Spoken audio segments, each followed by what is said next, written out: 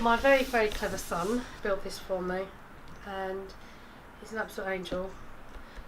It's going to hold 4 people for a workshop class, and once it's finished, it's going to be my new home, my new play den.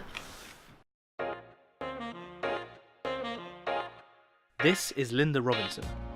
Lynda is the founder of Touchwood Vintage Designs, a business that upcycles old furniture and gives it a fresh lease of life.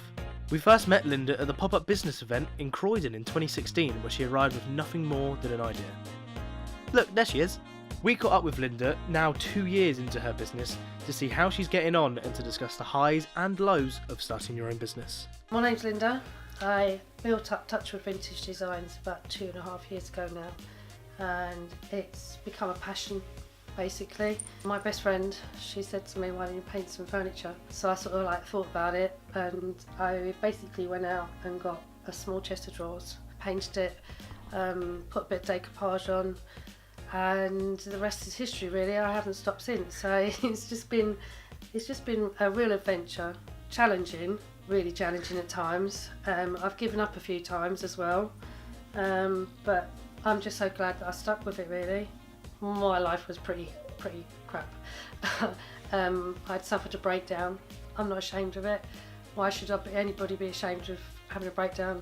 Lots of people go through it these years. If it wasn't for my friend Angie sort of suggesting I paint some furniture for the time being, to see how I get on with it, I don't think, I wouldn't have been doing what I'm doing now.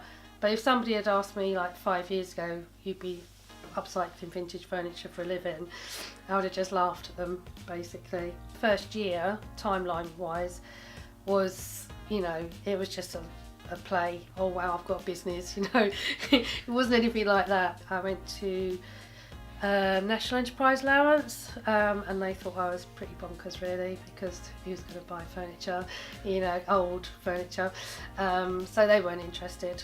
But it's just so exciting now. I've gone from not knowing what I want to do with my life, being 50 and being made redundant is not good. Every piece of furniture I get now, I just get, wow, yeah, I'm going to do this, I'm going to do that. It just really picks me up, it just makes me feel better. I'm going to call it the stage.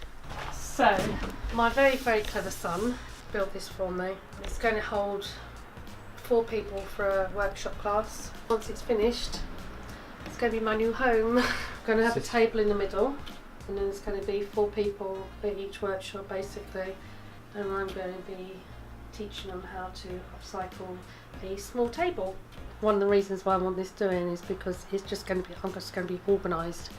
At the moment I've got all my designs up in my bedroom, so everything's all over the place, and it'd be just nice to have all my tools and everything in one place so I don't have to keep looking for it.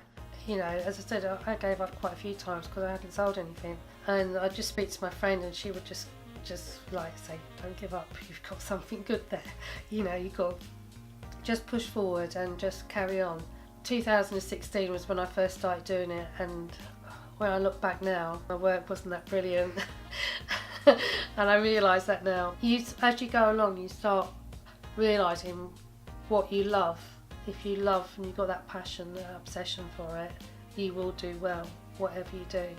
To actually have that free session with you guys, that just really helped me. And really was motivating. It really picked me up and thought, yeah, I can do this. You will realise that if you've got this idea and it's going to be big and you're going to love it.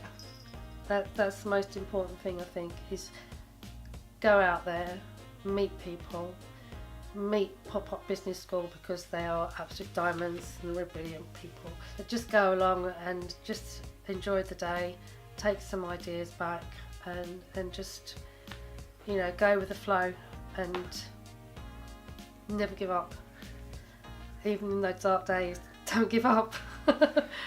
Yeah. So you can't do it on your own. You do need support, and you also need positive people around you.